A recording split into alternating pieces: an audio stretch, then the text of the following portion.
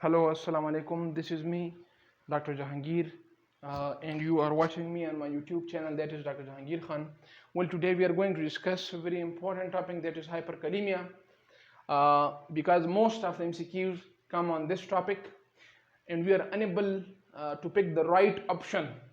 And the MCQs that comes on the hyperkalemia usually comes on the ECG changes on hyperkalemia.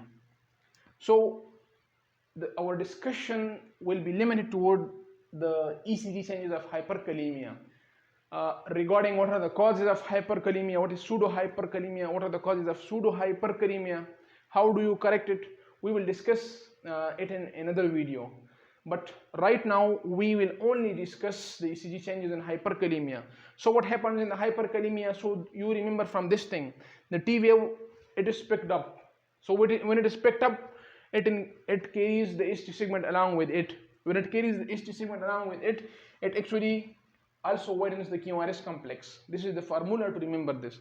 So you are having a tall tented peaked T wave, tall tented peaked T wave, ST segment elevation, widening of the QRS complex. The QRS complex, it increases in width. The P wave, it becomes shortened.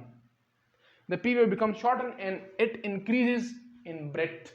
Now this is very important. The breadth of the P wave that is increased, but it becomes flat. The height is decreased. And what happens to the PR interval? If your P wave becomes broadens, what happens to the PR interval? It increases.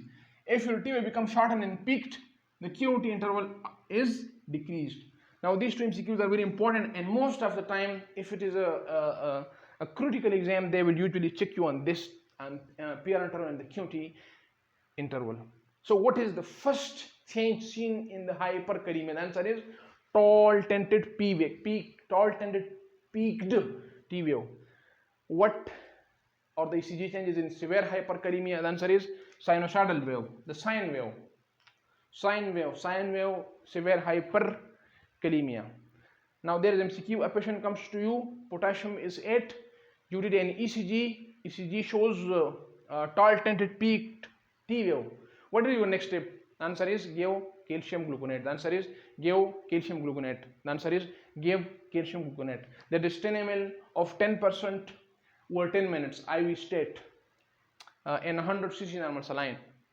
And another MCQ, a patient comes to you, potassium is 8 or 7, but ECG is normal. The answer is no calcium gluconate, because the purpose of the calcium gluconate is not to decrease the potassium, it is to stabilize the membrane, to prevent the conversion of these changes into sinusoidal wave, to prevent the conversion of these changes into ventricular tachycardia, ventricular fibrillation, ventricular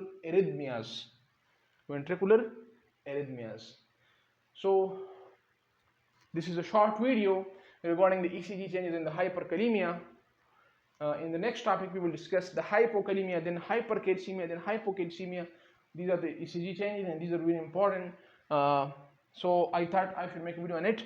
Well, I will discuss these electrolyte imbalances regarding the clinics.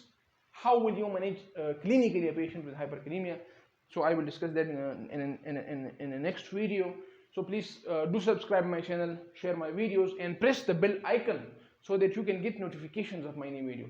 Thank you for watching.